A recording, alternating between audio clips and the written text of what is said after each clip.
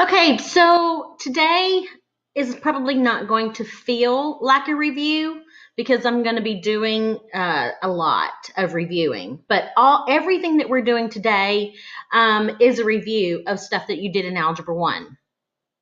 Um, we are beginning our unit on quadratics, and one of the very first things that you'll have to do on quadratics, the entire unit, is know how to factor these. And I'm just going to remind you that factoring is kind of like unmultiplying, okay? These problems that we have right here, these are quadratics. We recognize them as quadratics because of that squared term. This is called the squared term. This is the linear term. And the reason they call it a linear term is because the exponent on that variable right there is a 1. And this is the constant term. This first video will deal with this kind of factoring. And when I say this kind of factoring, what I mean is we're going to learn how to factor these quadratic, these are what these are called, quadratic trinomials.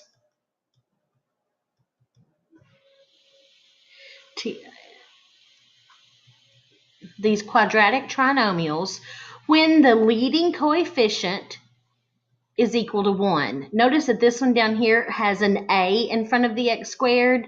These two both have b's in front of the x term and the c.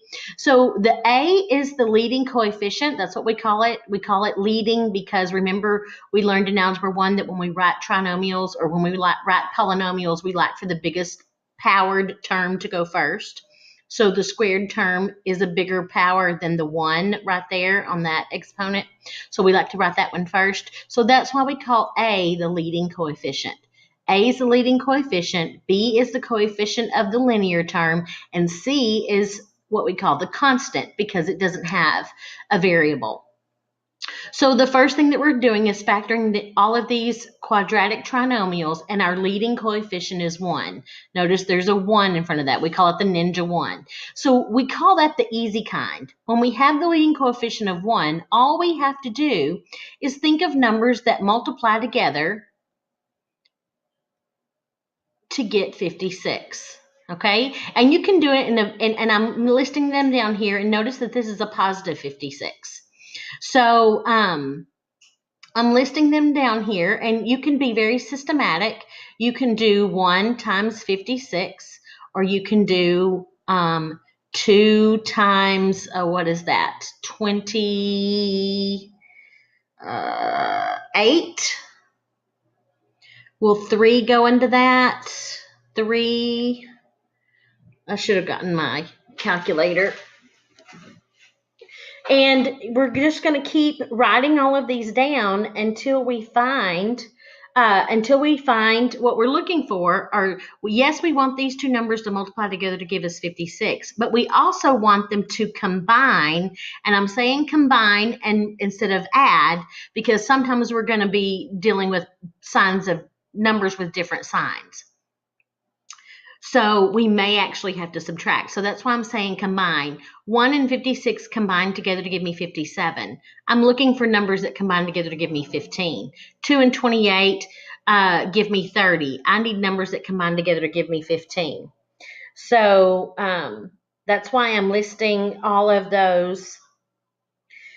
3 did not go into 56 evenly, but if you multiply 4 times 14, you'll get 56, and all I'm doing is using my calculator to divide 56 by 1, 56 by 2, 56 by 3. It didn't go in there evenly. 56 by 4.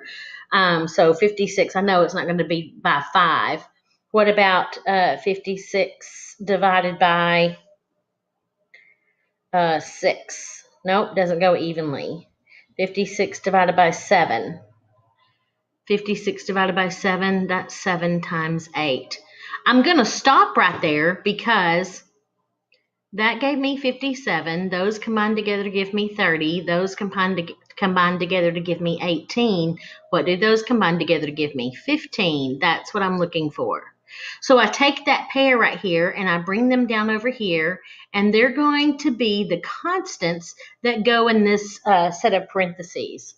This v squared, how do we get v squared? By multiplying v times v. Okay, so those are the first terms in there. And then 56, the factors of 56 are 7 and 8. And it doesn't matter whether I put the 7 right here or whether I put the 8 right there. That's not what matters. These were both positive numbers because I need a positive times a positive to multiply together to give me 56. And I need a positive 7 and a positive 8 to add together to give me a positive 15. So these two factors right here are the factors of this. What does that mean? That means if I use FOIL or the box method or however you want to multiply those two together, when you multiply these two binomials together, this is the answer. Okay, I'm going to do the other one over here. I need factors. Remember, factors are numbers that multiply together. Factors of 50.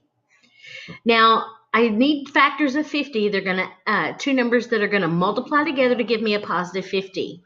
But they're going to have to combine together to give me a negative 15. So remember, a positive 50, I can get a positive 50 by multiplying 1 times 50, but I can also get a positive 50 by multiplying a negative 1 times a negative 50. Why am I making those negative? Because I need them to be negative so that they combine together to give me 15. Those two don't combine together to give me 15, but the next ones might. So 2 times 25, not a positive 2, but a negative 2 and a negative 25. That gives me a negative 27. 50 divided by 3 doesn't go in evenly. So 50 divided by 4, that doesn't go in evenly. 50 divided by 5, that's 10. So negative 5 times negative 10, you multiply those two together, you get a positive 50, and when you combine them together, you'll get a negative 15. That's the pair of numbers that I want. So again, I know that I'm going to put inside each parentheses an m in the front, because m times m gives me m squared, and I'm going to put these two terms, a negative 5 and a negative 10 right there. And again, we'll multiply those out and using FOIL or the box method, however you want, and you will get this binomial. If you want me to, I'll show you real quick because I think this is going to be the last thing that I do. If we use the box method, m minus 5, m minus 10, and we filled in the box. M times m is m squared. M times negative 5 is negative 5m. M times negative 10 is negative 10m. And negative 5 times negative 10 is a positive 50. Combine the like terms, and that becomes m squared minus 15m plus 50. So let me make sure that's all we're doing. Nope, I've got a couple of more examples. So this time we have a negative 36. So I need factors of negative 36. That means one number is going to be positive, one number is going to be negative. 36, again, we can do it very systematically. We can say 1 times 36. I know that my number needs to be negative, so that means my bigger number needs to be negative and the other number needs to be positive. You combine those together, you get a negative 35. 2 times let me see. Clear. 36 divided by 2, that's 18. 2 times 18. A positive 2 and a negative 18, that will give me a negative 16. I need a negative 5. 3 times 12. I need the 12 to be negative. 3 times negative 12 would give me a negative 36. Put those together and I get a negative 9. 4 and 9. I'm going to run out of time. It says positive 4, negative 9. Multiply those together, I get 36. And if I multiply those together to get 36, they will subtract to give me a negative 5. I'll pick up right here on the next video.